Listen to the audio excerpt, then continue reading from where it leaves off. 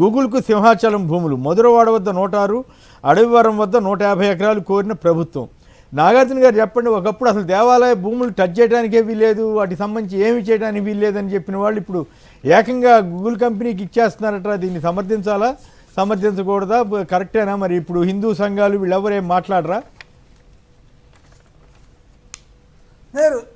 సింహాచలానికి సంబంధించిన భూముల్ని గూగుల్ కంపెనీకో మరొక కంపెనీకో ఏదో ఇచ్చేటువంటి కార్యక్రమం జరుగుతుంది. ఒక్క సింహాచలం దేవస్థానానికి సంబంధించిన భూములే కాదండి, ఆంధ్రప్రదేశ్ రాష్ట్రంలో ఉన్నటువంటి 4,76,000 ఎకరాల ఆలయ భూముల్ని ఏ విధంగా ప్రైవేటు వ్యక్తులకి ఇచ్చేయాలి అనేటువంటి దానిపైన చంద్రబాబు నాయుడు గారి ప్రభుత్వం పెద్ద కుంభకోణం చేస్తుంది. ఈ కుంభకోణాన్ని కూడా వైఎస్ఆర్ కాంగ్రెస్ పార్టీ రాబోయే రోజుల్లో సాక్ష్యాధారాలతో ఇచ్చేటువంటి కార్యక్రమం మీ ముందుకు తీసుకొస్తుంది. దీని మీద ఒక ప్లానింగ్ ఏం చేస్తున్నారంటే, ఆంధ్రప్రదేశ్ రాష్ట్రంలో సహజంగా ఆలయ భూములను ఎవరన్నా తీసుకోవాలంటే సో వేలంపాట పెడతారు. వేలంపాటలో కొమ్మినేని గారు పాడుకుంటే కొమ్మినేని గారికి ఇస్తారు, నాగార్జున యాదవ్ గారు పాడుకుంటే నాగార్జున యాదవ్ గారికి ఇస్తారు. అయితే చంద్రబాబు నాయుడు గారి ప్రభుత్వం వచ్చిన తర్వాత ఒక నోటిఫికేషన్ రిలీజ్ చేసింది 2025 మార్చిలో అనమాట. ఈ నోటిఫికేషన్ యొక్క పద్ధతి ఏంటి అంటే, ఈ వేలంపాట అనేది పెట్టకుండా ఎవరికైనా నామినేషన్ పద్ధతి పైన వారికి ఆలయ భూములు ఇచ్చేసేయచ్చు. ఆలయ భూములు ఏ విధంగా ఇస్తున్నారంటే, నాగార్జున యాదవ్ మంచి ఒక 20 ఏళ్ల నుంచి చాలా గొప్పగా సామాజిక సేవ చేస్తున్నాడని ప్రభుత్వానికి నమ్మకం కల్పించేటట్లు నేనేదైనా ఒక రిప్రజెంటేషన్ ఇచ్చేస్తే నాకు వేలంపేట లేకుండా నామినేషన్ పద్ధతి పైన ఆలయ భూములు కేటాయించవచ్చు అని చెప్పి ఒక ప్రభుత్వం చట్టం చేసి నోటిఫికేషన్ కూడా రిలీజ్ చేసి దాన్ని చట్టపరంగా ఆ ప్రొవిజన్స్ కల్పించారు. సో దాని మీద వైఎస్ఆర్ కాంగ్రెస్ పార్టీ ఒక ఇన్వెస్టిగేషన్ చేస్తూ ఉంది. ఖచ్చితంగా దాని ద్వారా ఎవరెవరికి ఆలయ భూములు ఇస్తున్నారనే దానిపైన స్పష్టంగా సాక్ష్యాధారాలతో సహా మనీ ట్రయల్తో సహా నిరూపించడానికి వైఎస్ఆర్ కాంగ్రెస్ పార్టీ రాబోయే రోజుల్లో సిద్ధంగా ఉంది. ఈ రోజు మేము అడుగుతున్నాం ఏంటంటే, మీరు గూగుల్కి భూములు ఇస్తున్నారు. గూగుల్ కూడా కాదు, అది Adani Airtel Google data centre. YSR Congress party అధికారంలోకి వచ్చిన తర్వాత జగన్మోహన్ రెడ్డి గారి యొక్క ఈ విజన్తో ఈ పథకం లేకపోతే ఈ కంపెనీ ఆంధ్రప్రదేశ్ రాష్ట్రానికి వచ్చింది.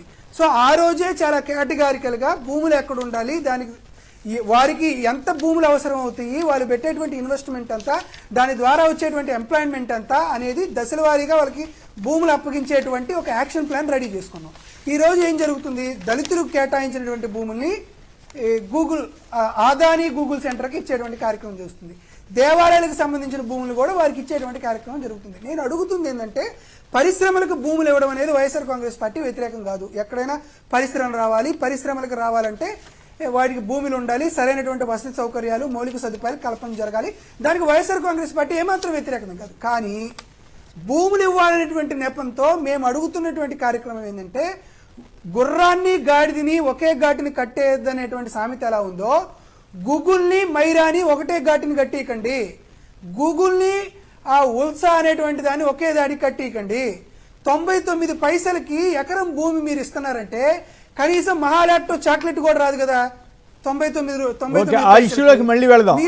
ఆ ఇష్యూలో కాదు మైరా ఇష్యూ ఉంది, ఏ విధంగా ఇస్తున్నారు. ఓకే ఆ ఇష్యూలోకి మళ్ళీ వెళదాం. నాగార్జున, ఇక్కడ నా పాయింట్ ఏంటంటే, దేవాలయ భూములు టచ్ చేస్తేనే గొడవ చేసినటువంటి హిందూ సంఘాలు, బీజేపీ వాళ్ళు ఇప్పుడు ఎవరు నోరు ఎత్తట్లేదు. ఎందుకని?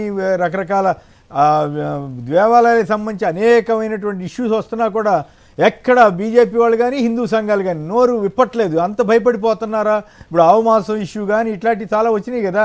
ఆ రోజులో చిన్న జరిగితే రెగ్యులర్ గందరగోళం చేసేవాళ్ళు కదా. అందుకోసం ఆ పాయింట్ మీద మాట్లాడు ఇంద్రని. ఎండోన్మెంట్ భూముల విషయం గురించి ఒక ఆల్రెడీ జరిగిన సంఘటన చెప్తాను. అమరావతిలో 2016లో రైతులు ఎవరైతే తమ ల్యాండ్ని ప్రభుత్వానికి రిజిస్టర్ చేశారో వాళ్ళకి రీప్లేస్మెంట్గా ఇవ్వాల్సిన, అంటే 1000 గజాలు రెసిడెన్షియల్, 250 గజాలు కమర్షియల్ అని చెప్తూ వాళ్ళకి రిజిస్ట్రేషన్ చేయాల్సినవి ఎండోన్మెంట్ భూముల్లో కూడా జరిగినాయి. జరిగితే మరి ఎట్లా? ఇప్పటి వరకు వాళ్ళకి రిజిస్ట్రేషన్లు చేసుకోలేక, అమ్ముకోలేక 10 సంవత్సరాల నుంచి తమ క్లియర్ టైటిల్ ఉన్న ల్యాండ్లనేమో ప్రభుత్వానికి అప్పచెప్పి వాళ్ళు ఇచ్చిన ల్యాండ్స్ను అమ్ముకోలేని పరిస్థితుల్లో ఇప్పటికి కూడా రైతులు బాధపడుతున్నారు. అది భూములు ఇవ్వని వాళ్ళ భూములు కూడా వీళ్ళకి కేటాయించారు. అవును, భూములు ఇవ్వని వాళ్ళ భూముల్లో కూడా వీళ్ళకి భూములు కేటాయించి ఇలాంటి చాలా సమస్యలు అక్కడ ఉన్నాయి. ఇప్పుడు ఇంత పెద్ద కంపెనీ వచ్చి ఒక పక్కనేమో దాన్ని ప్రచార ఆర్భాటంగా చేసుకొని ప్రకటించుకుంటూ వాళ్ళని ఇలాంటి ల్యాండ్స్లో ఇవ్వటం వలన రేపటి ఇవన్నీ లీగల్ ఇష్యూస్ అయిపోయి వాళ్ళకి ఎంత డిలే అవుతుంది. ఇదంతా కూడా అంటే పేరుకేమో చేయాలనే ఉద్దేశం ఉంది అని ప్రకటించుకోవడమే కానీ క్లియర్ టైటిల్ ల్యాండ్స్ ఇవ్వడానికి ప్రాబ్లం ఏంటి? ఒక వర్షా కంపెనీ లాంటి వాటికి, లూలు లాంటి వాళ్ళకి, లేదు అంటే మైరా లాంటి వాళ్ళకి, వీళ్ళకేమో క్లియర్ టైటిల్ ఉండి డెడ్ చీప్గా ఇచ్చేస్తారు. మీరు చెప్పేది ఒక యాంగిల్ అండి. నేను అడిగేది హిందూ సంఘాలన్నీ ఓ రెచ్చిపోయేవి కదా జగన్ గారి టైంలో, ఇప్పుడు నోరు విప్పట్లేదు, అంత భయపడిపోతున్నాయి వాళ్ళు కూడా లేదు, వాళ్ళు కూడా కూటమిలో భాగం కదా, వాళ్ళు కూడా కూటమిలో భాగంగా ఉండారు కాబట్టి. హిందూ సంఘాలకి ఏమి కూటమి? హిందూ సంఘాలు ఇప్పుడు కల్తీ లడ్డు అంటే పరిగెత్తుకొచ్చారు కదా, ట్రైన్ లో భజన చేసుకుంటూ వచ్చిన వాళ్ళు ఉన్నారు, అందరూ వచ్చారు. వాళ్ళు కూటమికి వ్యతిరేకమైన పార్టీ అంటే ప్రతిపక్షంలోని వైఎస్ఆర్సీపీ మీద నిందలు ఆరోపణలు అప్పుడైతే వస్తారు కానివ్వండి, వాళ్ళు కూడా ప్రభుత్వంలో భాగంగా ఉన్నారు కాబట్టి ప్రస్తుతం ప్రభుత్వం ఏ పని చేసినా వాళ్ళు సమర్థించుకోవాల్సిన హిందూ సంఘాలు ఇక్కడి నుంచి ఏ ప్రభుత్వం ఉన్నా కూడా వాళ్ళ భూముల్ని వేరే వాళ్ళకి ఇస్తే అమ్మినా మేము కాదనం అని చెప్పాలి కదా. ఒకరు ఉంటే ఒక రకంగా, ఇంకోళ్ళు ఉంటే ఒక రకంగా చేస్తున్నారంటే వాళ్ళకి నిజంగా భక్తి ఉందా, లేక వాళ్ళు కూడా ఈ రకమైనటువంటి అంటే ఇలాంటి అవకాశం చూస్తున్నప్పుడే హిందూ సంఘాలు కూడా సంఘాల పేరులో ఆ ముసుగులో రాజకీయం మాత్రమే చేస్తున్నారా, నిజంగా హిందూ పక్షాన్ని ఉంచుంటారా అనే అనుమానం లేదు. వాళ్ళు వైఖరి మార్చుకోమనండి, మనకేం అభ్యంతరం లేదు. ఎస్, దేవాలయ భూములైనా ఇచ్చేయచ్చు, తప్పేం కాదు. ఎవరెవరో దానం చేసిన భూములు కూడా దారాదత్తం చేయొచ్చు చెప్పమనండి. హిందూ సంఘాలు చెప్పినంత మాత్రాన హిందువులు ప్రజలు యాక్సెప్ట్ చేస్తారా? చేరు కదా, అది వేరే విషయం. కానీ బట్ గొడవ చేస్తే మరి దాన్ని జనం మీద భావజాలాన్ని రుద్దుతున్నారు కదా. రైట్. ఇప్పుడు